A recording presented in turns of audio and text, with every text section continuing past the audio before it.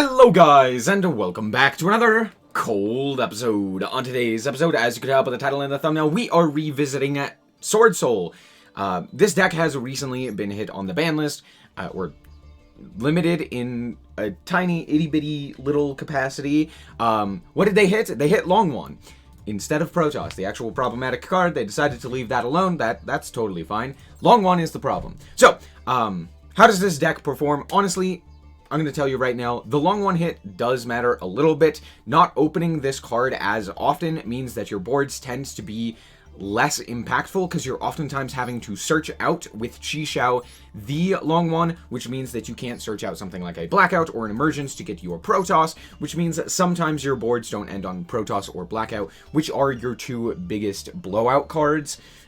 So you're oftentimes ending on something like a Qixing Longwan and a Yugioh, or a Baron and a Yugioh, and maybe one other thing here or there, maybe a set card, maybe not. But it's honestly not as impressive, so the limitation does matter. Granted, it's not all that often that you don't have the Longwan, or I should say, it's not all that often that not having the third one comes up. You're still able to see the Longwan pretty often, so there's that. But I just wanted to show the deck and showcase what I have been using on the ladder real quick. So let's go over the cards card by card, and we'll start with the Tenyis. We have triple Tenyi at Hara. We have double Vishada and triple Ashana. Pretty standard for most Swordsoul lists. Adhara just happens to be a tuner, which is really good, because that means if you go something like Ashana into a Monk, you can go and then special summon the Adhara or the Vishada and then get the other one in order to go into a Yugioh, meaning if you have something, or if you don't have a Swordsoul, you can still get into your Swordsoul half with those, which is very nice. And then we're also playing Heavenly Dragon Circle, which is very good. It dodges things like Imperm and what have you if you need to, and it allows you to grab follow-up. So if, for example, you only have the one Tenyi, and then you also have this, as long as you have another worm, you could potentially get into a Moye to have full combo. You can get into Taya for that as well. You could do your combo with Yugioh in with the Taya as well. So all in all, just a really solid card. I don't think I would ever play it at 3, given the fact that sometimes it's just a dead card, and like you don't want to see multiple of it. You really just want to see the one. So it's a little bit bricky. I think if I had the ability to side deck things, yes, I would probably be playing it at 3, but in a best of 1, definitely playing it only at 2. Next up, we have the Swordsoul cards. We have the triple Moye, we have the double Taya, we have the double Longwan, we have triple Emergence, 1 Sacred Summit. This comes up occasionally. Most of the times, I don't search it unless my hand is like all gas, but it's still pretty good, and occasionally, if I just hard draw it, it can facilitate some things, like bringing out the Taya as well. And then we have the 1 Blackout. Blackout is honestly pretty good. I would consider playing it at 2, but the problem is, again, it's kind of bricky. You don't really want to see it in your opening hand, because it just means that you don't really have as much gas, unless you have Moye with it as well, and your opponent doesn't happen to have something like an Imperm to just shut down your plays. Yeah. Next up, we have a whole bunch of, then we have the Protoss, the just biggest FU to Branded. Just slap this guy down and you're guaranteed to win against Branded. And a lot of other decks as well. If they're a singular attribute, so basically not Swordsoul, you're pretty good. Against Flunder, this is good. Against oh, what was the other one I was thinking? Oh, Umi Control. This is good. Against Branded, it's good. This card is absolutely broken and deserves to be banned. So, there's that. Moving on, we have the rest of the cards, the rest of the tech cards. Oh, I forgot to mention, I do play the 1 Chthona. This comes up occasionally where, like, if you have an Ecclesia in hand, you can go, like, Ashana into Chthona special, or, like, a normal summon the Ecclesia, and then just synchro those off into a Yugioh, which is pretty nice. So, yeah. Also, it just comes up occasionally where it's like you just need another body, and having that extra Tenyi is pretty good. It can protect your monks as well, so there's that. And then we have the rest of the cards. We have the triple Maxi, the triple Ash Blossom. I play double Nibiru. It's very nice to have 2 of this, just so that, like, if you Nibiru your opponent, you can potentially see it again and do it again. But more often, it's because you get to see it more often. And I think right now the meta is... It's in a state where it's really good to see this sometimes and can just outright win you games, like against Swordsoul, or not against Swordsoul, against Swordsoul, against Marincess, and against Salamangreat. It's really good. And then against like Branded and Flu and Umi Control, it's absolutely terrible. So there's that. We're also playing the one Harpy's Feather Duster, the double Called By, the one Crossout. Crossout actually does come up quite a bit, so having it is very nice. And then the double Imperm as well. I might bump Imperm up to 3 and cut out the Crossout, but it's kind of hard to say. Imperm is really good right now, just due to the fact that like it stops quite a lot of notably Floodgate type cards, like the Kairyu Shin, as well as, more importantly, the it stops the entire combo of Flunder. Like if you open double Imperm as well, you just, even if they have map, you just stop Flunder. So there's that. Next up for the extra deck, we have Yazi, we have 2 Boxia, we have the 1 Draco Berserker of the Tenyi, we have 2 Chi-Xiao, we have 1 Xiaofeng, we have 1 Ready Rose. Realistically, this should be a Dragite, but I don't have Dragite, and I'm not really willing to craft it, because it, like, never comes up. I have never once needed Dragite instead of this. So this is a flexible spot. Could be whatever. You could put Crimson Blader in here for all I care. I've never used it, never really wanted to. Never really needed to. Next up, we have Baron, 1 Chengying, and 1 Sinister Sovereign, Qixing Longwon. I honestly have started to go into this guy more often rather than the Baron. If it's before 5 summons, I will make the Baron just so that I can actually negate like a Nibiru if it comes down. But most of the time I want to end on this guy just because he is way better and way more of a problem for a wide variety of decks. Being able to banish field spells right now is really good. Being able to banish a special summon monster is really good. Being able to burn as well, which puts them on a much lower of a clock, which means that you can just easily hit in, is very good. There's a lot of reasons why this guy in particular is very strong, whereas Baron, yes, the pop is very nice, being at 3,000 is very nice, the negate is very nice, but I think overall, this is a lot better currently. We have the 2 Monk, the 1 Shaman, and the 1 Underworld Goddess. Realistically, I might switch this out for a 3rd Monk. The 3rd Monk doesn't come up all that often, but it does come up occasionally. But yeah, honestly, 2 Monks is most of the time fine. Anyway, so let's hop into the duels and show you how this deck performs. Alright, so here we are in our first duel, going second. Now, one thing that I really like about Swordsoul is the fact that it can go first or second without really changing up the build. And because of this, you can end on a pretty decent board, while also being able to crack boards very effectively. So here we are going second, and we drew a very good going second hand. Nibiru, Imperm, Ecclesia, pretty nice. However, my opponent is playing Branded, which means that this Nibiru is basically worthless. So there's that. But we still have the Imperm, so hopefully we can do something. They do go for a Masquerade right off the bat, which is problematic, but okay. So they're going to search out their Aluber as well as the Frightfurt Patchwork as well, and then they're going to go for the Aluber. Now, I don't negate this because there is still a chance that they have a Branded Fusion in hand. I don't know 3 of the cards in their hand. They could already have it, so seeing them search out the Branded Fusion, there's still a chance that they have one. So I'm just going to wait for the Branded Fusion activation. Now, granted, they could have also had Branded Lost, which would have been very problematic for me.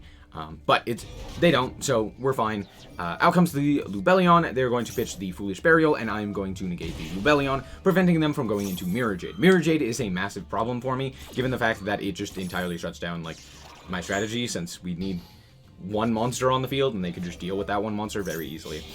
So they're going to go for the Polymerization to go into a second Masquerade. So now we're going to be burning for 1,200 every time we want to do anything, which is a little bit annoying, but we can deal with that. We draw a long one for turn, which is really good, and we are just going to special summon out the Ecclesia and activate the effect in order to go into Moye. We're going to go for the Moye here, and then we're going to burn for a bunch more damage in order to go and reveal the long one to grab up our token. We are then going to Synchro off into Draco Berserker. Now, I know what you're saying, why didn't you go Chi-Xiao? Why didn't you go Baxia? So, 2 reasons. 1, Chi-Xiao doesn't really do anything here because, sure, I could get the search, but then I would still be burning throughout the entire time. I'd still be taking damage even if I went to battle and dealt with one of them. I would still have damage being dealt, and the burn would be twice as bad. Whereas Right now, it's not as bad if I go Draco Berserker, since nothing is activating here other than the Moye. I'm only going to take the 1200 from Moye and not 2400, which could matter, you know? 2, Draco Berserker can deal with both of these. However, they do have Aluber Engrave, which means that their Aluber will come out. So there's that. 3, Draco Berserker is dark, whereas we already have a light engrave for this Protoss. So now we can banish the Draco Berserker in order to go for the Protoss. And 4, Baxia would only be able to spin 1 away. Yes, we could go Baxia, spin 1 away, and then attack into the other one, but I think Draco Berserker is a little bit better here, because again, it's a dark. So there's that. That's my reasoning. I don't know, I didn't need to explain this, but it's fine. Anyway, we draw into the Moye, which is really good because now we can also end on a Baron as well.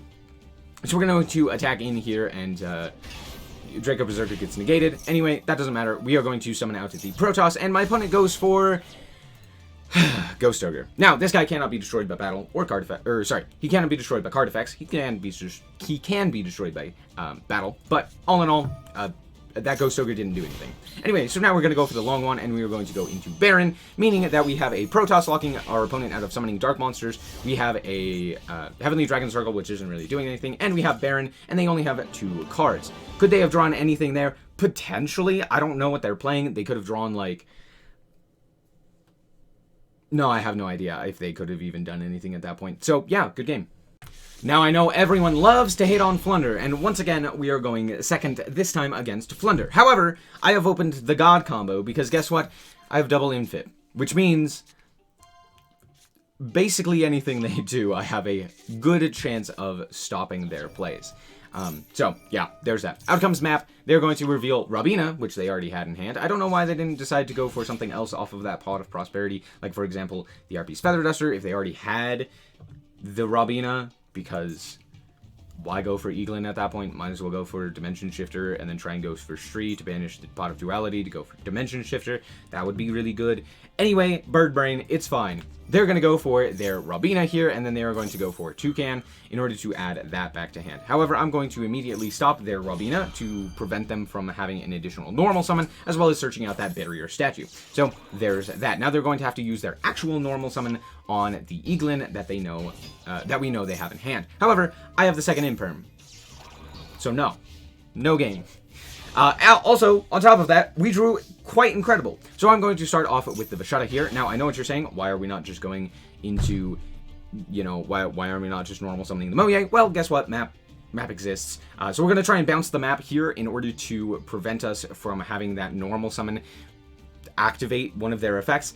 We don't know what else they have in hand. We only know the Toucan. We don't know any of the other 2 cards. There could be another Robina in hand. There could be another Eaglin in hand, which would really stop our plays and really hinder us in general. So we don't want to do that. We want to actually have basically no interaction. So we're going to go and start with the Vashetta here in order to go into the Monk, and then we will bounce the map.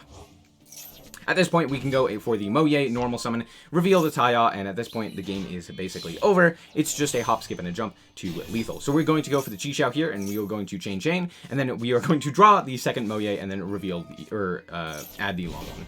So we're going to go for the long one here, and we are going to go into Baron, and then we are going to activate the long one to burn for 12, and then we are going to go for the Emergence. We're then going to banish 3 in order to go for Protoss, and we're going to call Water, because if I called Wind, our Baron de Fleur would be gone.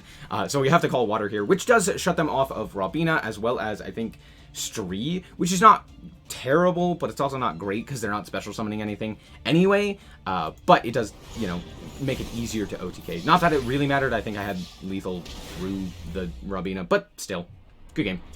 Alright, here we are finally going first, and we drew a hand. It's not great for certain, but we do have access to Chixiao, which is enough, you know.